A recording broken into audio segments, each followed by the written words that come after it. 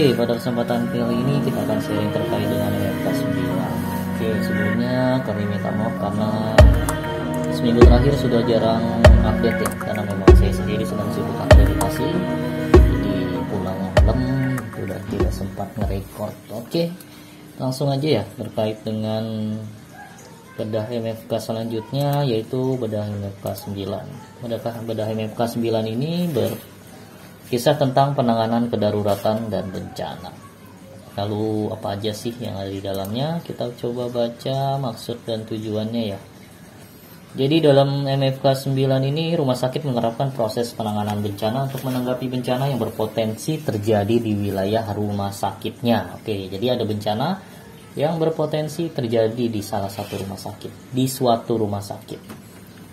Untuk maksud dan tujuan ini itu ada banyak ya, tapi di sini sudah dijelaskan secara rinci keadaan yang darurat yang terjadi atau epidemi atau bencana alam. Jadi tidak hanya soal bencana, tapi juga bicara soal epidemi dan keadaan darurat lainnya. Jadi memang semenjak Covid, sepertinya penanganan kedaruratan ini tidak hanya berfokus pada bencana alam atau bencana dalam gedung, tapi juga adanya potensi epidemi maupun pandemi gitu.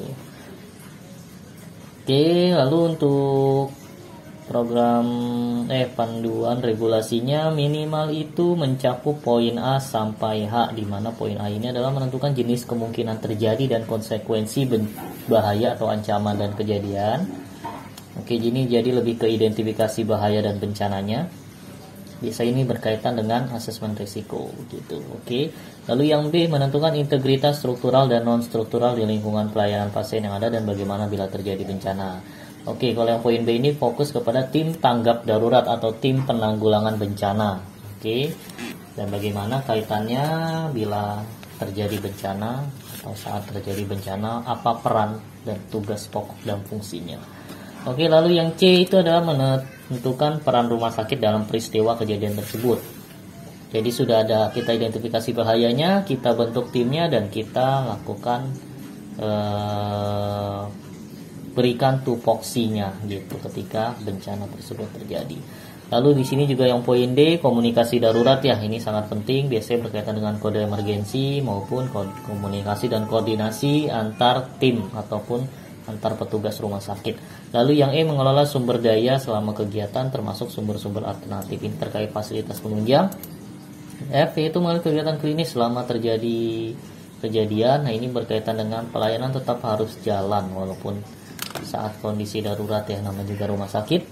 Oke, yang G juga mengidentifikasi penerapan peran tanggung jawab staf. Tadi ini lebih berkaitan dengan peran serta staf lainnya di luar tim tanggap darurat saat terjadi bencana. Dan poin H itu adalah proses mengelola keadaan darurat ketika terjadi konflik. Jadi ini lebih bagaimana rumah sakit menyikapi ketika ada bencana yang sifatnya besar, di mana petugas rumah sakit itu juga terkena dampak gitu, terkena dampak dari bencana, sehingga dia akan memiliki konflik apakah mengurusi dirinya sendiri atau keluarganya atau ikut bertanggung jawab atau mengurusi rumah sakitnya. Nah, ini juga ada nih terkait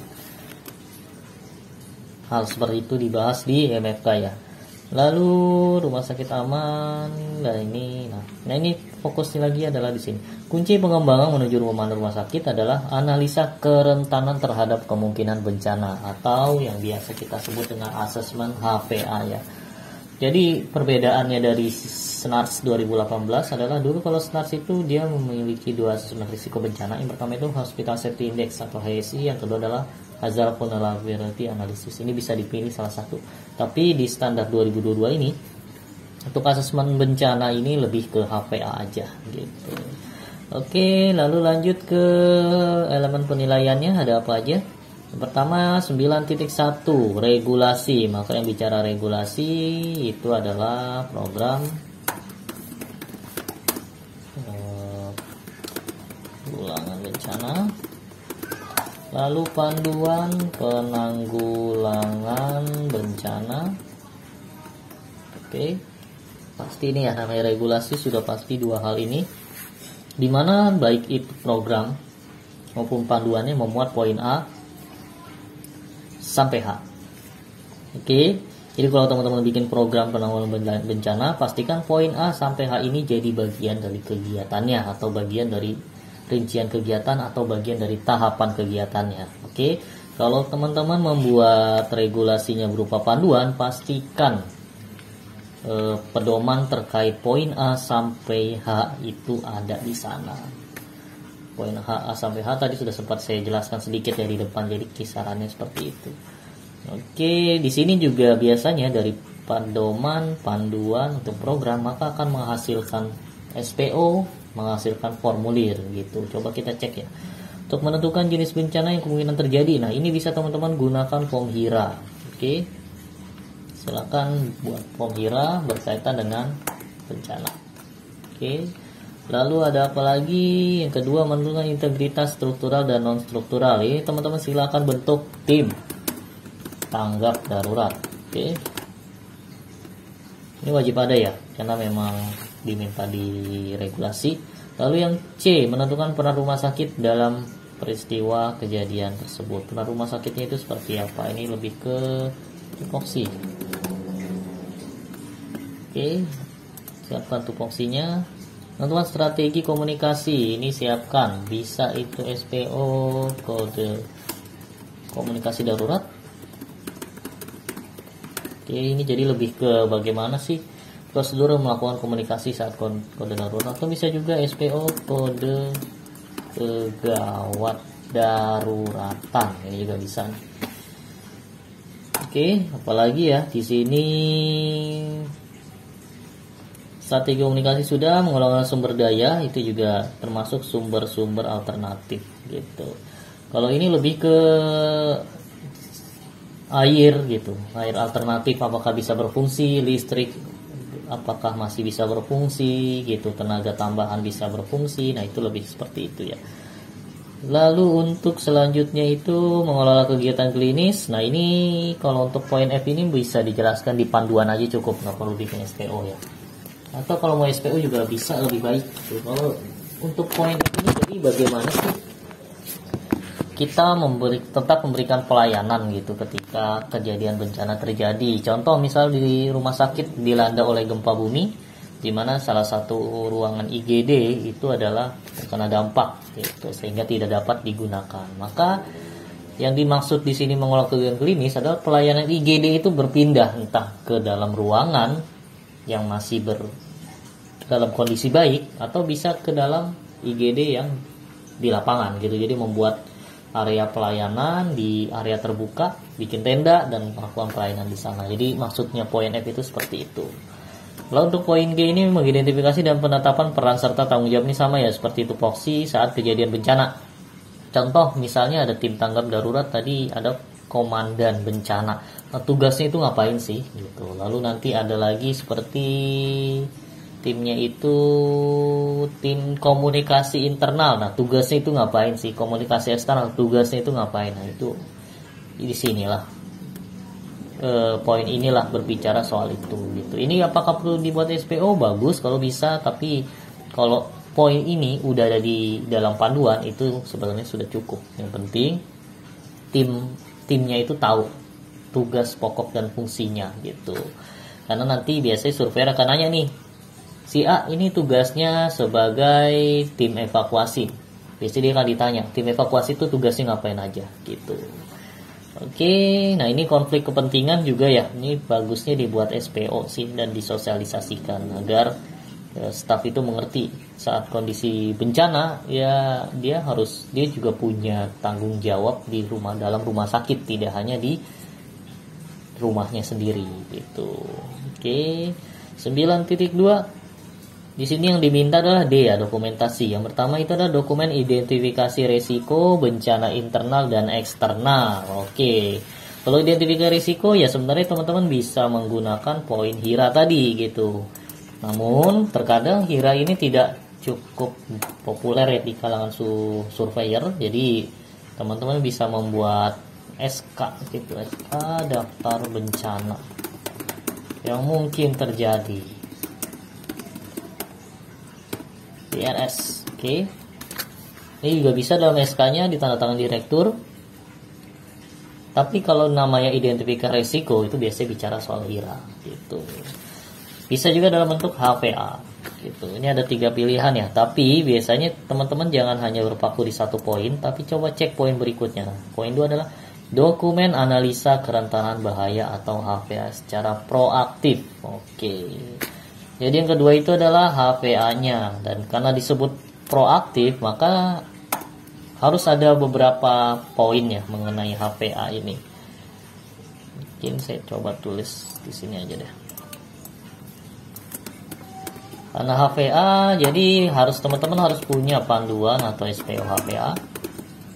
Lalu yang kedua, bentuk tim HVA. Kalau rumah sakitnya sudah punya komite K3, ini bisa gunakan komite K3 aja yang menjadi tim perumus HVA. Oke, kalau sudah bentuk tim, maka tim inilah yang akan melakukan rapat ya, rapat perumusan HVA. Di mana dalam suatu rapat ini pastikan ada umannya. Apa itu uman? Undangan, materi, absensi, notulen. Oke, gimana setelah rapat ini? Silahkan buat laporan HVA-nya. Laporan ini otomatis tidak hanya dikip oleh orang K3 ya, tapi diserahkan ke direktur. Ditandatangani dan hasilnya itu disebarkan ke seluruh unit. Sosialisasi. Nah, inilah kalau teman-teman buat HVA tidak hanya kasih surveyor bentuk HVA-nya, tapi pastikan ini tuh ada panduannya, ada tim HVA-nya ada gitu, rapat perumusan HVA-nya ada, dan laporan HVA-nya gitu. Jadi kalau teman-teman ngasih ini semua ke surveyor, pasti nilainya tinggi gitu, karena memang ini adalah salah satu bentuk keseriusan rumah sakit ya dalam melakukan identifikasi atau asesmen risiko bencana dengan HVA di rumah sakitnya. Lanjut, lalu ada bukti integrasi HVA dalam risk register. Oke, nah ini juga poin baru ya, 3-4 nih. Jadi ketika teman-teman membuat HVA, maka akan ada laporan HVA-nya di dalam laporan HVA ini itu adalah di dalam itu akan ada, ini tergantung panduan atau SPO-nya ya. Biasanya sih 3 resiko tertinggi. 3 resiko bencana tertinggi. Terserah nih. Ini bisa kadang ada yang mengambil 1 aja, ada yang ngambil 3 aja, ada yang ngambil 5, ada yang ngambil 1 poin per indikator HVA, itu juga ada gitu. Nih silahkan disesuaikan aja dengan kebutuhan kemampuan rumah sakitnya. Tapi biasanya itu 3 resiko tertinggi. Nah, 3 resiko tertinggi ini harus cocok gitu dengan risk register yang dimiliki rumah sakit gitu. Mulai dari frekuensi, dampak, dan nilai risikonya. Jangan sampai 3 risiko bencana tertinggi ini kan otomatis nilainya paling besar ya, dampaknya paling berbahaya gitu. Tapi ketika dicek di HIRA-nya rumah sakit, itu resikonya malah medium atau malah low, atau gradingnya itu hanya hijau dan biru gitu. Padahal yang namanya bencana itu pasti resikonya tuh kalau nggak merah ya hitam gitu. Nah itu harus terlihat tuh.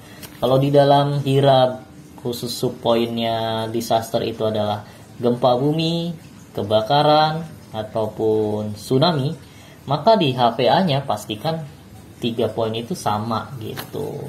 Jangan sampai berbeda, karena nanti akan dikatain yang surveyor, loh aku bisa beda gitu. Di HIRA dan di HVA beda, padahal baik HIRA atau HVA punya fungsi yang sama. Oke. Ini juga di sini bukti integrasi HVA dalam profil resiko. Kalau profil resiko ini jadi buatannya PMKP ya, kalau nggak salah ya. Jadi kalau PMKP kan biasanya merumuskan seluruh daftar resiko yang ada di rumah sakit, membuat risk register, dan dia akan menghasilkan profil resiko. Nah ini profil resiko ini juga pastikan sama dengan hasil HVA, jangan berbeda-beda. Nah makanya tipsnya kalau teman-teman buat HVA, pastikan buat berbarengan dengan HIRA gitu. Tahu ya, beda tipis lah jaraknya, jangan sampai terlalu jauh gitu. Jadi untuk hasil biasanya akan sama gitu. Lanjut tuh 9.3 regulasi tentang program pengelolaan bencana berdasarkan hasil analisa kerentanan bahaya. Oke, ini juga baru ya. 9.3 ya. Jadi tadi hasil dari HPA itu pasti akan ada 3 prioritas bencana ya. Ini misalnya sesuai regulasi yang kita punya biasa itu 3 prioritas bencana. Di mana dari hasil 3 prioritas bencana ini silahkan dibuat program penanggulangannya. Oke.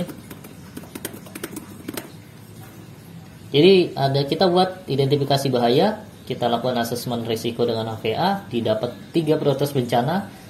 Sebagai tindak lanjutnya buat program penanggulangannya. Tadi misalnya kita buat 3 prioritas bencananya itu adalah kebakaran, gempa bumi, tsunami, misalnya seperti itu ya. Nah, silakan teman-teman buat program penanggulangan bencana spesifik terkait dengan 3 poin ini, gitu. Spesifik, gitu. Oke. Silakan buat di sini, gitu. Kalaupun teman-teman tidak mau buat program ya, itu bisa teman-teman masukkan ke dalam laporan HPA sih, dimana di dalam laporan HPA itu tidak hanya bicara soal hasil, tapi juga bicara soal tindak lanjut. Jadi misalnya sudah didapat kebakaran, gempa bumi, tsunami, maka saat itu juga silakan buat rencana kegiatannya untuk penanggulangannya. Itu juga bisa. Tapi kalau kita melihat standar, itu surveyor atau standar itu meminta untuk dibuat regulasi program pengelolaan bencana gitu. Jadi teman-teman ada baiknya buat aja nih program tersendiri mengenai program pengelolaan bencana hasil HPA gitu. Misalnya ada program penanggulangan kebakaran, program penanggulangan gempa bumi, program penanggulangan tsunami gitu. Nah, kalau teman-teman buat program ini pastikan juga terintegrasi dengan program utama NFK gitu. Jangan beda-beda nih kegiatannya gitu. Oke. Next ya. Lalu simulasi. Oke, nah ini sudah pasti ya 9.4. Nah, jadi kalau pengalaman saya mengikuti akreditasi ya, sudah 4 kali akreditasi. Simulasi yang biasanya dilakukan di sini tuh ada simulasi kebakaran, simulasi code blue ya, tapi karena code blue bukan masuk kita, jadi coding biasanya coding. Ini bisa sama simulasi evakuasi. Ya, ini 3 poin ini pasti akan dilakukan sih. Jadi teman-teman pastikan aja rumah sakitnya melakukan simulasi ini atau drill ini gitu. Jadi karena ini sifatnya SIM-S atau dokumen, tidak diminta dokumennya, tapi di sini surveyor benar-benar akan membunyikan kode emergensi. Misalnya ada kebakaran, maka tim tanggap darurat yang ada di sana harus benar-benar proaktif dalam menanggulanginya gitu. Kalau timnya sudah cukup baik, pasti nilainya akan baik gitu. Makanya biar teman-teman tidak kagok dan tidak terlihat grogi gitu, ada baiknya simulasi ini dilakukan secara konsisten. Tempat saya dulu setiap 6 bulan sekali kita melakukan simulasi. Jadi setahun kita bisa melakukan 2 simulasi. Biasanya itu kebakaran sekali. Jadi dalam 1 semester tuh kita melakukan simulasi penanggulangan kebakaran, simulasi penculikan bayi, dan simulasi evakuasi. Jadi dalam 1 tahun kita melakukan 6 simulasi dari 3 bencana yang kita pilih gitu. Hasilnya sih akan kelihatan di tahun selanjutnya gitu. Jadi kalau teman-teman melakukan di tahun 2022 nih 6 kali simulasi kayak gitu, biasanya di tahun 2023 hasilnya akan kelihatan gitu. Jadi tetap lakukanlah simulasi ini karena emang benar-benar berguna sekali, apalagi kalau rumah sakit itu rawan gempa gitu. Itu pasti akan koordinasi timnya akan jalan. Bahkan tempat saya dulu saking kita sering simulasi ya, kejadian di tengah malam di mana staffnya itu sedikit itu bisa terhandle dengan baik gitu. Makanya jangan ragu untuk melakukan drill atau simulasi. Oke, lanjut yang poin apa nih? 5 ya.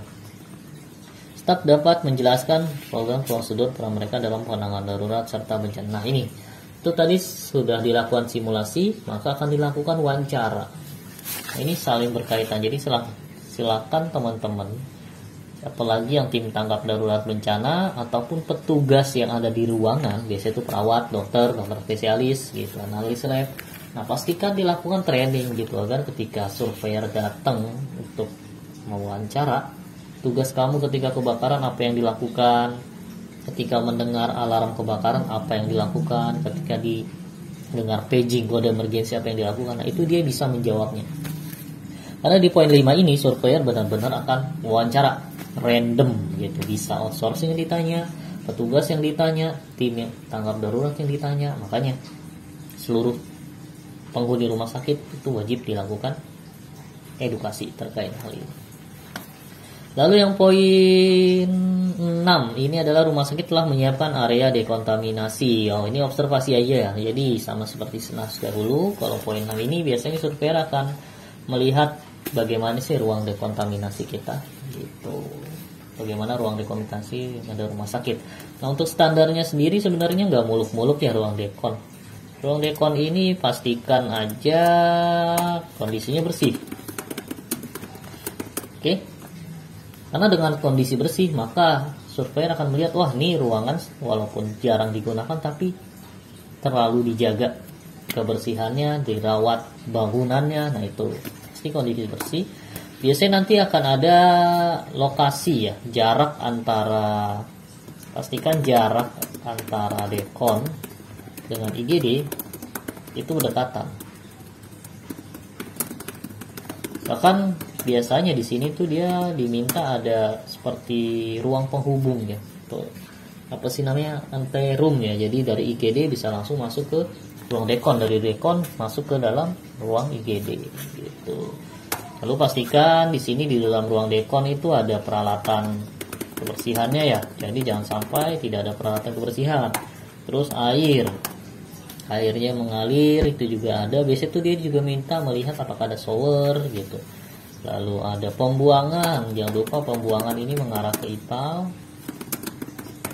Oke. Lalu tulisan penerangan gitu. Biasanya juga di sini